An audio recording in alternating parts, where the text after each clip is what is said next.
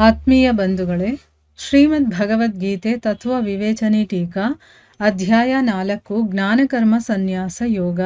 ಇದರಿಂದ ನಾವು 28ನೇ ಶ್ಲೋಕವನ್ನು ತಿಳ್ಕೊಳ್ತಾ ಇದ್ವಿ. ಓದ ಭಾಗದಲ್ಲಿ ನಾವು ದ್ರವ್ಯಯಜ್ಞ, ತಪೋಯಜ್ಞ ಮತ್ತು ಯೋಗ ಯಜ್ಞ ಅಂತ ಯಾವುದನ್ನು ಕರೀತಾರೆ, ಯಾಕೆ ಕರೀತಾರೆ, ಯಾರು ಅದನ್ನು ಮಾಡಬಹುದು, ಅದ್ರ ಬಗ್ಗೆ ತಿಳ್ಕೊಂಡ್ವಿ ಅಲ್ವಾ. ಇಲ್ಲಿ ಪ್ರಶ್ನೆ ಏನು ಕೇಳ್ತಾ ಇದ್ದಾರೆ ಅಂತಂದರೆ, ಮೇಲೆ ಹೇಳಿರುವಂತಹ ಅಷ್ಟಾಂಗ ಯೋಗದ 8 ಅಂಗಗಳು ಯಾವುದು ಅಂದರೆ, ಓದ ಭಾಗದಲ್ಲಿ ನಾವು ಯೋಗ ಯಜ್ಞ ಅನ್ನೋದ್ರ ಬಗ್ಗೆ ತಿಳ್ಕೊಳ್ತಾ ಇರಬೇಕಾದ್ರೆ ಇದು ಅಷ್ಟಾಂಗ ಯೋಗದ ಬಗ್ಗೆನೇ ಹೇಳ್ತಾ ಇರೋದು ಅಥವಾ ಹೇಳ್ತಾ ಇರಬಹುದು. ಯಾಕೆ ಅಂತಂದರೆ, ಆ ಅಷ್ಟಾಂಗ ಯೋಗವನ್ನು ಮಾಡುವಂಥವ್ರು ಅದರಲ್ಲಿ ಸಾಧನೆ ಮಾಡ್ತಾ ಮಾಡ್ತಾ ಎಲ್ಲ ಕರ್ಮಗಳು ಕೂಡ ಅದರಲ್ಲೇ ವಿಲೀನವಾಗಿ ಅವರಿಗೆ ಭಗವಂತನ ಪ್ರಾಪ್ತಿಯಾಗುತ್ತೆ. ಇದ್ರ ಬಗ್ಗೆನೇ ಹೇಳಿರಬಹುದು ಅಂತ ಹೇಳಿದ್ರು. ಯಾಕೆಂದರೆ ಭಗವಂತ ಇಂಥದ್ದೇ ಲಕ್ಷಣಗಳಿದೆ ಇದಕ್ಕೆ, ಈ ಒಂದು ಯೋಗ ಯಜ್ಞಕ್ಕೆ ಅಂತ ಎಲ್ಲೂ ಹೇಳಿಲ್ಲ. ಆದರೆ ಅಷ್ಟಾಂಗ ಯೋಗದಲ್ಲಿ ಅವರು ಭಗವಂತನನ್ನು ಪಡ್ಕೊಳ್ಳುವಂತಹ ಒಂದು ಉದ್ದೇಶದಿಂದಾನೇ ಆಸಕ್ತಿ, ಫಲೇಚ್ಛೆ ಮತ್ತು ಮಮತೆ ಇದನ್ನೆಲ್ಲ ಬಿಟ್ಟು ಅವರು ಯಜ್ಞದ ಅನುಷ್ಠಾನವನ್ನು ಮಾಡ್ತಾ ಇರ್ತಾರೆ. ಅದಕ್ಕೆ ಇದೂ ಕೂಡ ಯಜ್ಞಾರ್ಥ ಕರ್ಮದಲ್ಲೇ ಸೇರಿಕೊಳ್ಳುತ್ತೆ ಅಂತೆಲ್ಲ ಹೇಳಿದ್ರು. ಅಲ್ಲಿ ಅಷ್ಟಾಂಗ ಯೋಗ ಅಂತ ಹೇಳಿದ್ರಲ್ವಾ, ಅದಕ್ಕೆ ಪ್ರಶ್ನೆ ಕೇಳ್ತಾ ಇದ್ದಾರೆ, ಅಷ್ಟಾಂಗ ಯೋಗ ಅಂದರೆ 8 ಅಂಗಗಳಿದೆ ಅಂತ ಹೇಳ್ತಾ ಇದ್ದಾರಲ್ಲ, ಆ 8 ಅಂಗಗಳು ಯಾವುದು ಅಂತ ಇಲ್ಲಿ ಪ್ರಶ್ನೆ ಕೇಳ್ತಾ ಇದ್ದಾರೆ. ಸೊ ಉತ್ತರ ಏನು ಅಂತ ತಿಳ್ಕೊಳ್ಳೋಣ.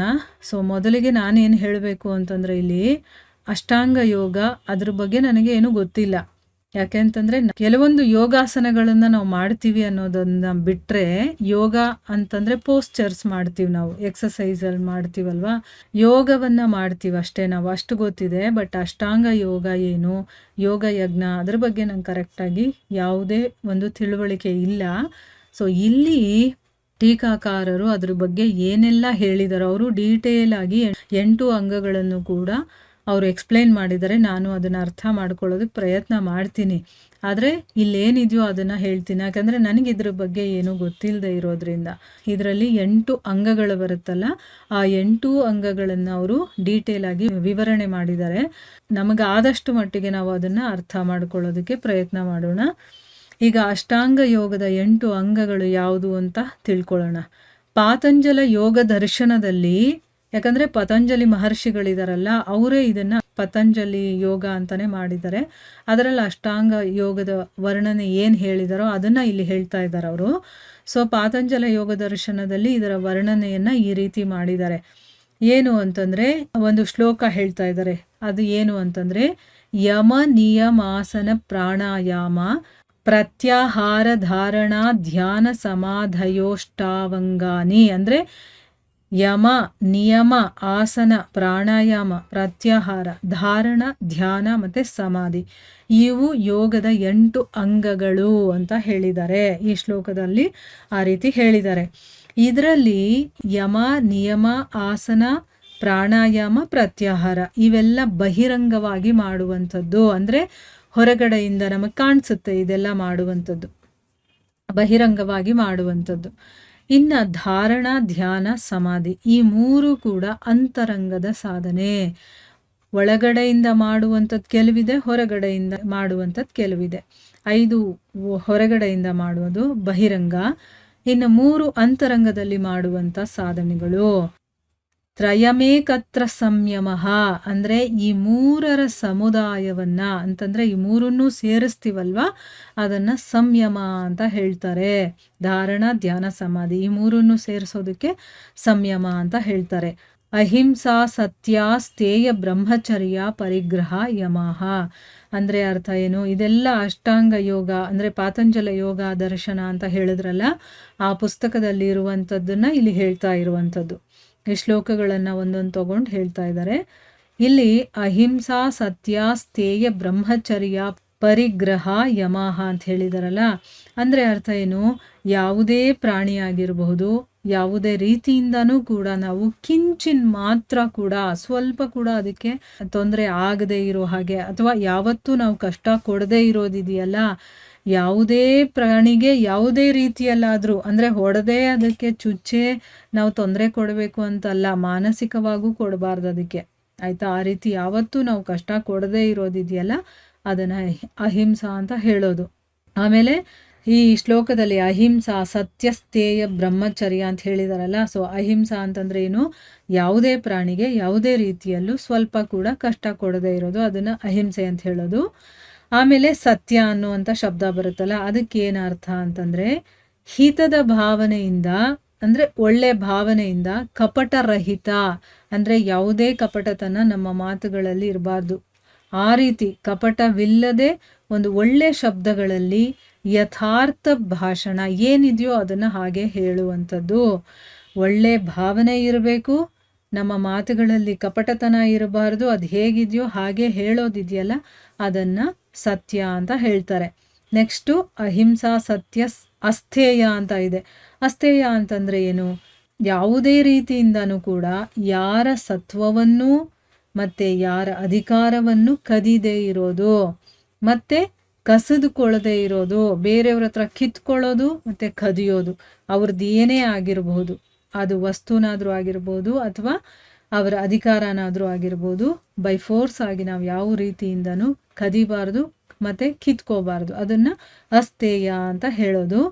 ಆಮೇಲೆ ಬ್ರಹ್ಮಚರ್ಯ ಅಂತ ಇದೆ. ಅದಕ್ಕೆ ಏನು ಅರ್ಥ ಅಂತಂದರೆ ಮನಸ್ಸು, ವಾಣಿ ಮತ್ತು ಶರೀರದಿಂದ ಸಂಪೂರ್ಣ ಅವಸ್ಥೆಗಳಲ್ಲಿ, ಅಂದರೆ ಏನು, ಯಾವುದೇ ಒಂದು ಸ್ಥಿತಿಯಲ್ಲಿದ್ದರೂ ಕೂಡ ಸದಾ ಸರ್ವದಾ ಎಲ್ಲ ರೀತಿಯ ಮೈಥುನಗಳನ್ನು ತ್ಯಾಗ ಮಾಡೋದು.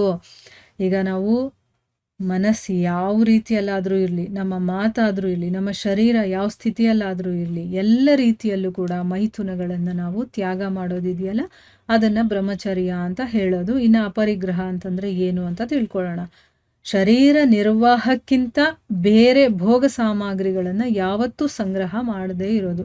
ಈಗ ನಮ್ಮ ಶರೀರ ನಿರ್ವಹಣೆಗೆ ಏನಿರಬೇಕೋ, ಆ ಹೊತ್ತಿನ ಊಟಕ್ಕೆ ಏನು ಬೇಕೋ ಅಷ್ಟು ಇಟ್ಕೊಳ್ಳೋದು, ಶರೀರ ಮುಚ್ಕೊಳ್ಳೋದಕ್ಕೆ ಏನು ಬೇಕೋ ಅದು, ನಾವು ಇರೋದಕ್ಕೊಂದು ಜಾಗ ಇಷ್ಟು ಬಿಟ್ಟರೆ ಬೇರೆ ಹೆಚ್ಚು ಭೋಗ ಸಾಮಗ್ರಿಗಳಿರುತ್ತಲ್ಲ, ನೆಲದ ಮೇಲೆ ಮಲಗ್ಬೋದು ನಾವು ಒಂದು ಚಾಪೆ ಹಾಸ್ಕೊಂಡು. ಇಲ್ಲ ನನಗೆ ಮಂಚ ಬೇಕು, ಅದ್ರ ಮೇಲೆ ದೊಡ್ಡದಾಗಿರುವಂಥ ಬೆಡ್ ಇರಬೇಕು, ಕುರ್ಲಾನ್ ಬೆಡ್ ಅಂತ ಹೇಳ್ತೀವಲ್ವ, ಆ ರೀತಿ ಬೆಡ್ಡೇ ಇರಬೇಕು, ನನ್ನ ರೂಮಲ್ಲಿ ಎಸಿನೇ ಇರಬೇಕು, ಇದೆಲ್ಲ ಭೋಗ ಸಾಮಗ್ರಿಗಳು.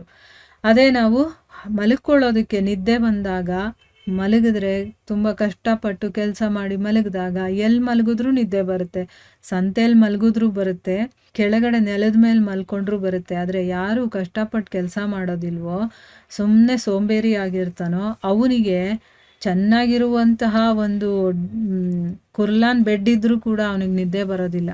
ಇನ್ನು ನೆಲದ ಮೇಲೆ ಮಲಗು ಅಂದರೆ ಅವ್ನಿಗೆ ನಿದ್ದೆ ಬರುತ್ತಾ? ಇಲ್ಲ. ಇದೆಲ್ಲ ಭೋಗ ಸಾಮಗ್ರಿಗಳು, ಇದನ್ನೆಲ್ಲ ಯಾವತ್ತೂ ಸಂಗ್ರಹ ಮಾಡದೆ ಇಟ್ಕೊಳ್ತೀವಲ್ವ, ಅದನ್ನು ಅಪರಿಗ್ರಹ ಅಂತ ಹೇಳ್ತಾರೆ. ಈ 5ರ ಹೆಸರು, ಅಂದರೆ ಈಗ ಈ 5ನ್ನ ಎಲ್ಲ ಸೇರಿಸಿದ್ರೆ ಏನಿದೆಯೋ ಇದನ್ನು ಯಮ ಅಂತ ಹೇಳೋದು.